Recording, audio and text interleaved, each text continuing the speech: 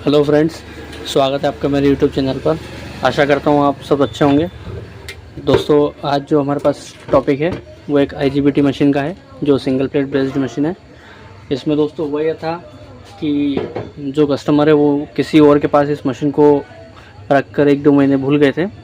तो उसने जो इसके साथ हरकत की वो यही थी कि इसकी जो रिमेनिंग पार्ट्स थे वो सारे उसने निकाल दिए।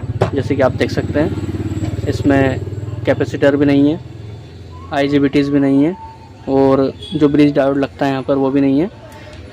बस है तो सिर्फ यहाँ पर एक नोट लिखा है, वो भी है 40N60, यानी कि मोस्ट प्रोबेबली ये आईजीबीटी के बारे में ही है। और उसी के साथ यहाँ पर कुछ रेजिस्टेंस भी इसके उखड़े हुए हैं। ये ट्रिगर सर्किट शायद उसने बनाने की कोशिश की होगी, कुछ किसी कारण से वो इसको कंप्लीट नहीं कर पाया, इसलिए मशीन मेरे पास आई हुई है। तो दोस्तों, इस बहाने हम ये भी देख लेंगे कि नॉर्मल जो सिंगल प्लेट आईजीबीटी मशीन होती है, इसमें कौन सी आईजीबीटीज़ हम नॉर्मली यूज़ करते हैं और क्या कैपेसिटर यूज़ करते हैं, ट्रिगर सर्किट वगैरह, इन सब के बारे में हम जानकारी ले लेंगे इसमें। इसीलिए मैंने इस वीडियो को यहाँ पर कंटिन्यू करने का सोचा है। तो दोस्तों, एक सबसे पहले हम बेसिक आइडिया देखते हैं कि हमारी जो वेल्डिंग मशीन रहती है वो कैसे काम करती है। तो मैं आपको एक छोटा सा एक शॉर्ट डायग्राम से दिखाता हूँ। ठीक है दोस्तों, सबसे पहले हम जो मशीन को है 220 वोल्ट की एसी सप्लाई देते हैं। ठीक है, ये हमने सप्लाई दे दी। अभी जो सप्लाई होती है दोस्तों, ये जाती है हमारी पावर सप्लाई पर। मैं आपको पावर सप्लाई बताता हूँ। पावर सप्लाई, अब दोस्तों जो पावर सप्लाई होती है ये कहाँ बनी हुई होती है मशीन में, मैं आपको दिखाता हूँ। यहाँ से हम स्विच से इसको पावर देते हैं। यहाँ पर एक ब्रिज डायोड लगा हुआ आता है, ब्रिज डायोड से फिर पावर सप्लाई हमारी बनती है। और ये हमारा कैपेसिटर, इसको चार्ज मिलता है 300 वोल्ट का। ठीक है, अब पावर सप्लाई के बाद दोस्तों फिर जो वोल्टेजेस हैं वो जाते हैं आईजीबीटी को। आईजीबीटी सेक्शन, ठीक है, 300 वोल्ट जो बनते हैं वो यहाँ पर जो हमारी आईजीबीटीज़ लगी रहती है इनको भी जाते हैं। और साथ ही साथ दोस्तों एक टर्म होती है ऑक्सिलरी पावर सप्लाई। तो ऑक्सिलरी पावर सप्लाई जो रहती है वो 300 वोल्ट को कन्वर्ट करती है 24 वोल्ट में, 12 वोल्ट में, 5 वोल्ट में, जिससे हमारी कंट्रोल कार्ड, डिस्प्ले वगैरह सब चलती हैं। तो जो इसको बोलते हैं हम ऑक्सिलरी पावर सप्लाई। यहाँ पर हमारा स्टेप डाउन ट्रांसफार्मर भी लगा रहता है, एलेन की 626 लगी रहती है। तो यहाँ पर जाता है हमारा 300 वोल्ट। ठीक है दोस्तों, एक रफ डायग्राम बता रहा हूँ ताकि आपको एक बेसिक आइडिया मिले। और इस ऑक्सिलरी पावर से हमें मिलते हैं 24 वोल्ट, 5 वोल्ट और 12 वोल्ट 15 वोल्ट के समथिंग मिलते हैं कंट्रोल कार्ड को। कंट्रोल कार्ड थोड़ा सा विजिबल करने की कोशिश करता हूँ। कंट्रोल कार्ड को जाते हैं 15 वोल्ट। ये सब डीसी में रहते हैं दोस्तों, ये भी डीसी में रहता है, खाली सिर्फ यहाँ पर एसी करंट मिलता है। तो दोस्तों जो कंट्रोल कार्ड होती है वो हमारी आईजीबीटी को भी रन करती है। यहाँ से कि कितना वोल्टेज हमें बाहर निकालना है, कैसे काम करना है। और साथ ही साथ जब आईजीबीटी सेक्शन जो रहती है हमारी, फिर वो देती है आउटपुट। आउटपुट में हमारे डायोड लगे रहते हैं जो वापस से एसी को डीसी में कन्वर्ट करके बाहर हमें वेल्डिंग देते हैं। और यहीं पे कंट्रोल कार्ड से भी इसका एक सिस्टम रहता है, फीडबैक बोलते हैं जिसे, कि बाहर हमें वेल्डिंग में ये हमारा प्लस माइनस अर्थिंग का होल्डर का रहता है। और फीडबैक से हमें ये भी मिलता रहता है कि बाहर हमें उतना वोल्टेज मिल रहा है कि नहीं, जो हम पोटेंशियल मीटर से सेट करते हैं उतना मिलता है कि नहीं। ठीक है दोस्तों, ये हमारा बेसिक कंसेप्ट है, एक बार इसे अच्छे से देख लीजिए। सबसे पहले 220 वोल्ट की सप्लाई मिलती है एसी की, वो पावर सप्लाई कैपेसिटर वगैरह को जाती है ब्रिज डायोड की मदद से। 300 वोल्ट बनते हैं, 300 वोल्ट आईजीबीटी सेक्शन में भी जाते हैं और 300 वोल्ट हमारे ऑक्सिलरी पावर सप्लाई में भी जाते हैं, जहाँ से हमें 24 वोल्ट का पंखा चलता है, 5 वोल्ट से हमारा डिस्प्ले चलता है, 15 वोल्ट से हमारी कंट्रोल कार्ड चलती है। वो कंट्रोल कार्ड का काम क्या होता है, इसको एक थोड़ा सा दोस्तों एक मिसकंसेप्ट हो गया है। ये पावर सप्लाई को ना जाते हुए आईजीबीटीज़ को ही जाती है। ये IGBTs को कंट्रोल करती है कि कितना वोल्टेज हमें निकालना है। इन दोनों का आपस में कनेक्शन रहता है और फिर IGBT हमें आउटपुट सेक्शन में पहुंचाती है वोल्टेजेस को डायोड के थ्रू, फिर हमें होल्डर के थ्रू हमें वेल्डिंग मिल जाती है। और वहीं आउटपुट सेक्शन पे जो शंट रजिस्टर रहता है, मैं दिखाता हूँ आपको एक बार और इसको। यहाँ पर ये हमारी एलिंग की 626 लगी हुई होती है, जहाँ से हमें सारी सप्लाई मिलती है, जिससे हमारा पंखा भी चलता है और डिस्प्ले भी चलता है ये वाला, और कंट्रोल कार्ड भी चलती है। और यहाँ जो आउटपुट हमें डायोड्स की मदद से मिलता है, फिर वो यहाँ पर शंट यहाँ पर फीडबैक सिस्टम लगा रहता है, जो कंट्रोल कार्ड को सिग्नल देता है कि हमारे बाहर कितने वोल्टेजेस मिल रहे हैं। ठीक है दोस्तों, अब इस पर हम काम करते हैं। तो इन जनरल दोस्तों, इसमें जैसे लिखा हुआ है मशीन के अंदर, हमें 40 इंच 60 के IGBT चाहिए। और जो दूसरी चीज़ है दोस्तों, इसमें कैपेसिटर, तो कोई भी 450 वोल्ट का कैपेसिटर आप यूज़ कर सकते हैं। उसमें चाहे वो 470 म्यूएफ हो, 560 म्यूएफ हो, 680 म्यूएफ हो, कोई भी चलेगा इनमें से। तो हम 470 वाला यूज़ करेंगे क्योंकि ये बहुत कॉमनली यूज़ होता है। अभी हम 470 म्यूएफ वाला कैपेसिटर यूज़ करेंगे। यहाँ पर IGBT 40 इंच 60 करेंगे। डायोड्स इसके चेक कर लेंगे अभी क्या सीन है।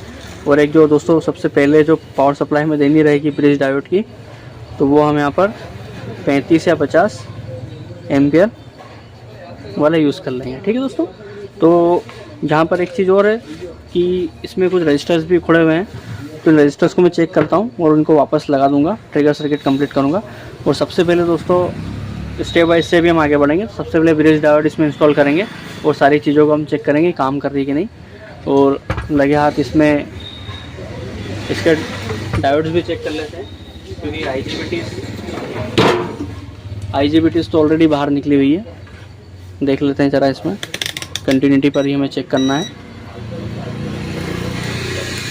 बता रहा है वैल्यू 368, डायोड हमारा ओके है, कोई दिक्कत नहीं है। तो हम बाकी चीज़ों पे काम करते हैं।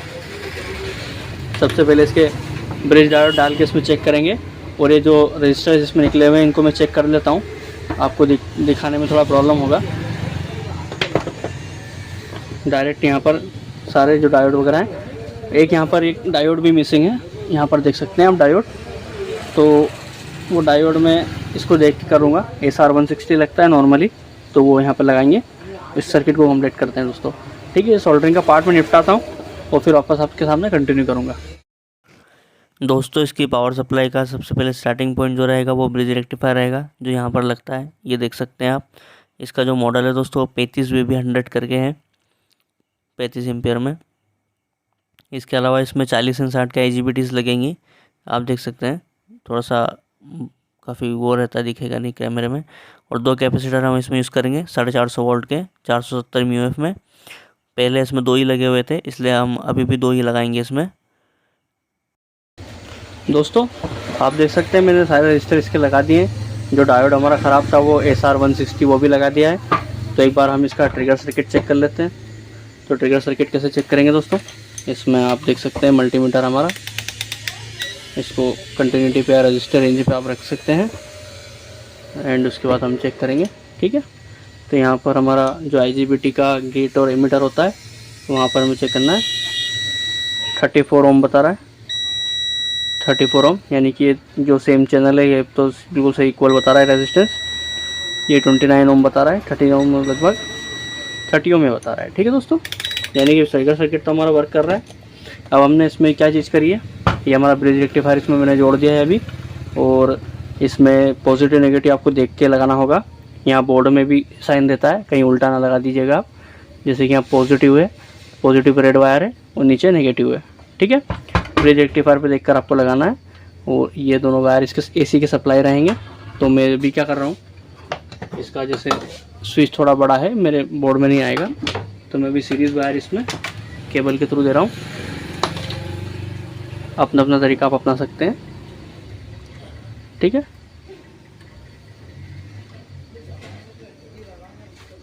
ये हो गया। ठीक है दोस्तों, अभी जोड़ दिया है और सीरीज से हम इसमें पावर देंगे। आप देख सकते हैं दोस्तों, मशीन हमारी चालू हो चुकी है। अभी तो कोई वोल्टेजेस नहीं आएंगे क्योंकि ना IGBT लगे हुए हैं ना कैपेसिटर लगे हुए हैं, तो अभी तो सिर्फ 7-8 वोल्ट ही आ रहे हैं। एक बार मैं आपको इसका IGBT का भी एक फंक्शन बता देता हूँ।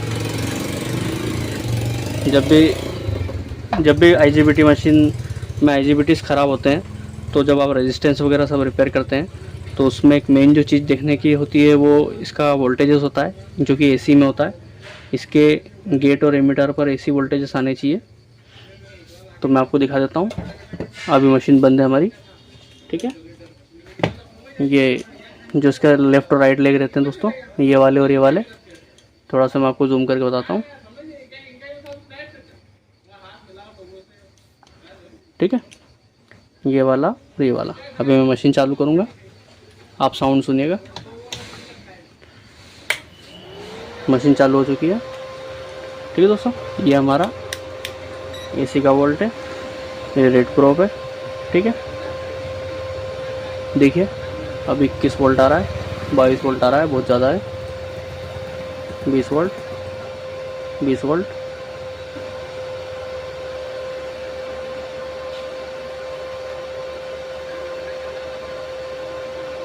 कुछ ना कुछ वोल्टेज हमें मिल रहे हैं। अभी हम मशीन बंद कर देते हैं, ठीक है दोस्तों। ये तो सेफ़ है, बिल्कुल कोई दिक्कत नहीं है। तो अब हम जो नेक्स्ट फ्रेम है दोस्तों, उसमें हम हमारी IGBTs लगाएंगे, और इसमें हमारे ब्रिज रेक्टिफायर तो हम लगा ही चुके हैं। तो ये हमारे कैपेसिटर्स और ये हमारी IGBTs लगाएंगे इसमें, और आप चेक करेंगे, ठीक है। मैं सोल्डरिंग का पार्ट स्किप कर रहा हूँ, मिलते हैं नेक्स्ट फ्रेम में। तो दोस्तों आप देख सकते हैं, मैंने इसमें 40 एंड 60 IGBT लगा दिए हैं, चारों ब्रिज रेक्टिफायर लगा दिया है, कैपेसिटर लगा दिया है, सोल्डरिंग कर दी है, सारे कनेक्शंस भी कर दिए हैं। अब इसको एक बार चेक कर लेते हैं दोस्तों हम। तो अभी डायरेक्ट मैं इसी में सीरीज़ में सप्लाई देकर इसको चेक कर लूँगा कि हमारा आउटपुट वोल्टेजेस आ रहे हैं कि नहीं, और हमारा काम सक्सेस हुआ है कि नहीं। और आपको अगर मेरे वीडियोस पसंद आते हैं और इन्हें थोड़ा बहुत भी नॉलेजेबल आपको लगता है, हेल्पफुल लगता है, तो मेरे चैनल को सब्सक्राइब जरूर कीजिएगा। और कुछ भी सजेशन या क्वेरी हो तो आप कमेंट बॉक्स में कमेंट भी कर सकते हैं। मैं जब भी टाइम मिलता है तब आपको रिप्लाई ज़रूर करूँगा। तो ये मैंने कनेक्शन कर दिया दोस्तों इसमें, और पावर ऑन करता हूँ। तो बढ़िया है दोस्तों, बल्ब भी हमारा लोड नहीं ले रहा है।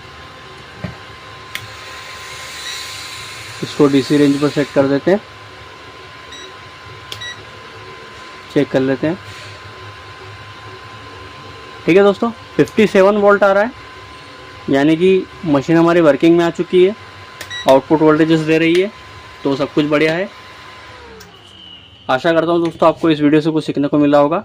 तो ध्यान रखिएगा दोस्तों, इसमें सर्किट डायग्राम वगैरह सब मैंने दिया था, और कुछ भी डाउट हो तो आप कमेंट सेक्शन में कमेंट करके पूछ सकते हैं, और सजेशन देना हो तो दे सकते हैं। मिलते हैं नेक्स्ट वीडियो में, थैंक यू।